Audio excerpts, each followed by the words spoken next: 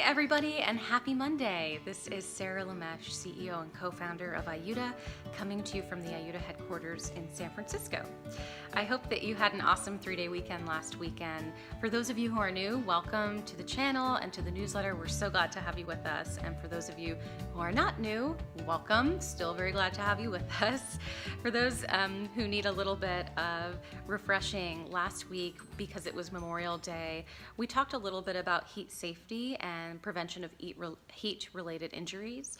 And we also talked about the geriatric 5Ms, which I wrote a blog post about.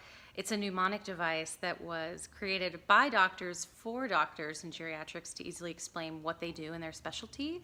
But I wanted to share it with you all because I think it really informs what geriatrics specialists do, and it can be empowering to know those 5 core tenets so that the next time you accompany somebody to a visit or you go yourself, you understand the areas of what a geriatric doctor is doing.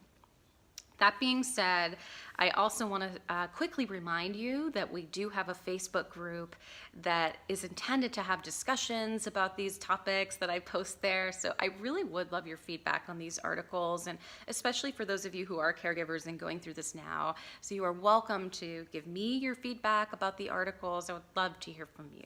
And I'll pop that link down in the description. But the item for today that I want to cover is senior-friendly activities for Father's Day, because can you believe it? It's June. I cannot believe it. It's gone by very quickly for me. And I wanted to go over some activities that I think can be really fun for families and for seniors who are both highly mobile or maybe less mobile. So the 6 main activities that I covered in the blog post that I'll link to is going to a museum, checking out some live music, going to a state park, volunteering together, taking a cooking class, and going bowling, which is something that I myself actually have not done in a long time, but it occurred to me that bowling is an activity in air-conditioned environments on a flat surface, so it can be a really fun activity for people who especially maybe have less mobility and are in a wheelchair but still want to play the game. Of course, you would need to evaluate that yourself and make sure that somebody's comfortable moving in that way. But those are the 6 things that I list, and I'd love to hear from you if there are other activities that you think I'm missing that I should add in the future. I also wanted to bring up a point that I alluded to in the blog post on senior-friendly activities, that is Father's Day, Mother's Day, Christmas, Thanksgiving, these kinds of days where we have a build-up and pressure in the media to enjoy them as well. They can be stressful and bittersweet, sometimes even sad.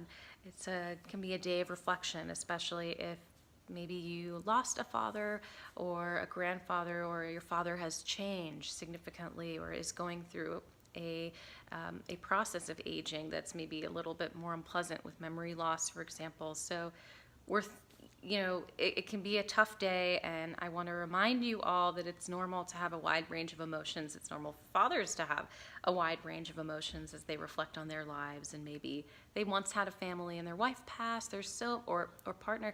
There's so many different scenarios. So it's okay to have those feelings. And I want to remind you all too that I do list the activities, and I know some of them take more energy than others to attend and participate in, but you just being there with your elderly loved one, that is enough. Even if you're just eating lunch or watching a movie, going to a movie theater, that's enough. Just spending time with somebody is enough.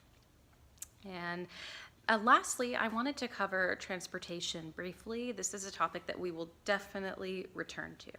But I know that it came up in my mind when I was writing the blog post, because some of the activities do require you to go somewhere, like a state park. And if somebody is wheelchair bound, how would you get there if maybe you're not used to doing activities like that are that involved, or they're usually in assisted living? There are transportation companies that can help you. I want to mention Uber and Lyft. They both have vehicles that are wheelchair accessible. I think Uber even has a program called WAV, W-A-V. So it's something that you can look into, and it's accessible in the app, and I will link to some helpful articles about that. If you're confused or you have questions, please reach out to us directly, and we'll be happy to walk you through it or do some research with you to find a good option. If you're in the Bay Area, there's a company called SilverRide. If you're, again, outside of the Bay Area, you have questions about this, please feel free to reach out, and we're happy to look into it with you. That being said, I hope that you all enjoy the rest of your Monday and that you have fun thinking about not just Father's Day activities, but activities in general. And please feel free to comment in our Facebook group if you want to contribute to the conversation and let us know what activities you think are great. Have a great Monday and talk to you next week. Bye.